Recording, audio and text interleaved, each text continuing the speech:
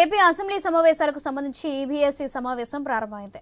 ఈ సమావేశానికి టీడీపీ నుండి పయ్యావుల కేశవ్, జనసేన నుండి నాదెండ్ల మనోహర్, బీజేపీ నుండి విష్ణుకుమార్ రాజు హాజరయ్యారు. కాగా వైసీపీ నుంచి గైర్ హాజరైంది.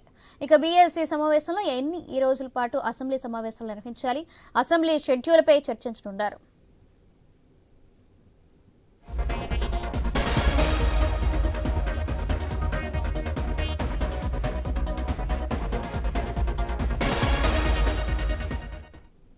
ఏపీ అసెంబ్లీ సమావేశాలకు సంబంధించి బీఎస్సీ సమావేశం ప్రారంభమైంది. ఈ సమావేశానికి టీడీపీ నుండి పయ్యావుల కేశవ్, జనసేన నుండి నాదెండ్ల మనోహర్, బీజేపీ నుండి విష్ణుకుమార్ రాజు హాజరయ్యారు. కాగా వైసీపీ గైర్ హాజరైంది.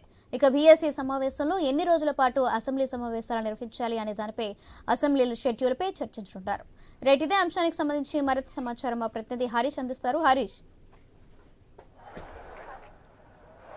సౌజన్య, కొద్దిసేపటి క్రితం అసెంబ్లీ మొదటి రోజు సమావేశాలు వాయిదా పడ్డాయి. ప్రధానంగా బీఎస్సీకి సంబంధించినటువంటి సమావేశం కొనసాగుతోంది. అరగంట నుంచి కొనసాగుతున్నటువంటి సమావేశానికి సంబంధించిన వరకు కూడా టీడీపీ నుంచి చంద్రబాబు, అదేవిధంగా పయ్యావులతో పాటుగా నాదెండ్ల మనోహర్ జనసేన నుంచి, బీజేపీ నుంచి విష్ణుకుమార్ రాజు హాజరయ్యారు. వైఎస్ఆర్ కాంగ్రెస్ నుంచి సభ్యులు గైర్హాజరైనటువంటి సిచ్యువేషన్. ప్రధానంగా ఈరోజు జరిగేటువంటి బీఎస్సీకి సంబంధించినటువంటి సమావేశం మరి కాసేపట్లో ముగిసేటువంటి అవకాశం ఉంది. ఎన్ని రోజులు సమావేశాలు నిర్వహించాలి, ఏ అంశాలపైన చర్చించేటువంటి అవకాశం ఉంది. ప్రధానంగా ప్రభుత్వం శ్వేతపత్రాలకు సంబంధించినటువంటి అంశం కూడా తెర మీద తీసుకొచ్చినటువంటి నేపథ్యంలో ఇప్పటికే 4 శ్వేతపత్రాలను స్వయంగా చంద్రబాబు విడుదల చేశారు. మరో 3 శ్వేతపత్రాలను విడుదల చేయాల్సినటువంటి సిచ్యువేషన్ ఉంది. ఇంకోవైపు ఈ 3 శ్వేతపత్రాలను కూడా అసెంబ్లీ వేదికగానే బహిరంగంగా విడుదల చేయాలనేటువంటి ఒక నిర్ణయానికి వచ్చారు. సో ఈ నేపథ్యంలో అసెంబ్లీకి సంబంధించినటువంటి సమావేశాలు 5 రోజుల పాటు జరిగేటువంటి అవకాశం కనిపిస్తుంది. ఈరోజు సమావేశాలు ముగిసిన తర్వాత బీఎస్సీకి సంబంధించినటువంటి సమావేశంలో కీలకమైనటువంటి నిర్ణయం తీసుకునేటువంటి అవకాశం ఉంది. ప్రధానంగా ఈరోజు ఉదయం అసెంబ్లీకి సంబంధించినటువంటి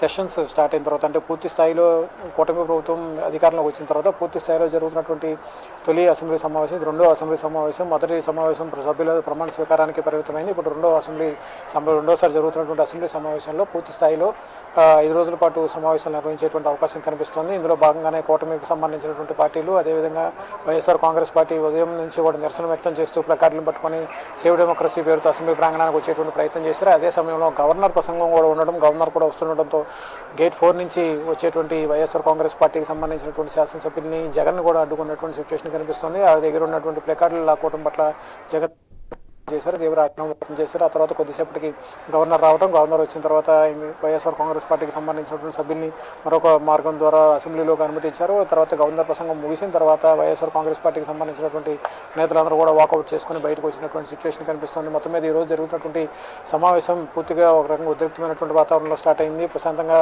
ముగిసినటువంటి నేపథ్యంలో బీఎస్సీకి సంబంధించినటువంటి సమావేశం జరగబోతోంది. బీఎస్సీ సమావేశం తర్వాత కీలకమైనటువంటి అంశాలు ప్రస్తావించేటువంటి అవకాశం కనిపిస్తుంది. ఇంకోవైపు వైట్ పేపర్స్కి సంబంధించినటువంటి అంశం, వైట్ పేపర్స్ను కూడా ప్రభుత్వం అసెంబ్లీ వేదికగానే ప్రవేశపెట్టడం ద్వారా ప్రజల్లోకి దీన్ని మరింతగా తీసుకెళ్లాలన్నటువంటి ఒక ప్రయత్నం చేస్తుంది. సో 3 రోజుల పాటు 3 శ్వేతపత్రాలను, వైట్ పేపర్స్ని విడుదల చేసేటువంటి సిచ్యువేషన్ మనకు కనిపిస్తుంది. ఇంకోవైపు చూసుకుంటే కనుక ఇదే రోజు పూర్తిగా కూటమికి సంబంధించినటువంటి పార్టీలతో సమావేశం జరిగేటువంటి అవకాశం కనిపిస్తుంది. కాబట్టి మిగిలిన రోజుల్లో ఎలాంటి వ్యూహాలను అనుసరించాలన్నటువంటి అంశాలపైన కూటమి పార్టీలకు సంబంధించినటువంటి శాసనసభ్యులకు సంబంధించినటువంటి సమావేశం కూడా జరగబోతోంది. ఈ మరి కాసేపట్లో ఈ సమావేశం కూడా స్టార్ట్ అయ్యేటువంటి సిచ్యువేషన్ కనిపిస్తుంది. మొత్తం మీద చూసుకుంటే కనుక వైఎస్ఆర్ కాంగ్రెస్ పార్టీ రేపటి నుంచి సమావేశాలకు వచ్చేటువంటి అవకాశం అయితే కనిపించట్లేదు. ఎందుకంటే ఉన్నటువంటి 11 మంది సభ్యులు, అదేవిధంగా ఎమ్మెల్సీలకు సంబంధించినటువంటి సభ్యులు కూడా ఢిల్లీలో జరిగేటువంటి ఆందోళనకి పూర్తిగా రావాలన్నటువంటి ఒక ఆదేశం జగన్ నుంచి వచ్చినటువంటి నేపథ్యంలో వాళ్ళందరూ కూడా పెద్ద ఎత్తున ఢిల్లీకి పైన పోతున్నారు. కొంతమంది ట్రైన్స్లో వెళ్ళేటువంటి అవకాశం ఉండటంతో 2 రోజులు ముందుగానే ఢిల్లీకి చేరుకునేటువంటి ప్రయత్నం చేస్తున్నారు. ప్రయాణం కొంతవరకు ఆలస్యం అయ్యేటువంటి సిచ్యువేషన్ కనిపిస్తుంది. కాబట్టి ట్రైన్స్లో వెళ్ళే వాళ్ళు, ఎయిర్పోర్ట్స్కి వెళ్ళే ద్వారా వెళ్ళేటువంటి వాళ్ళందరూ కూడా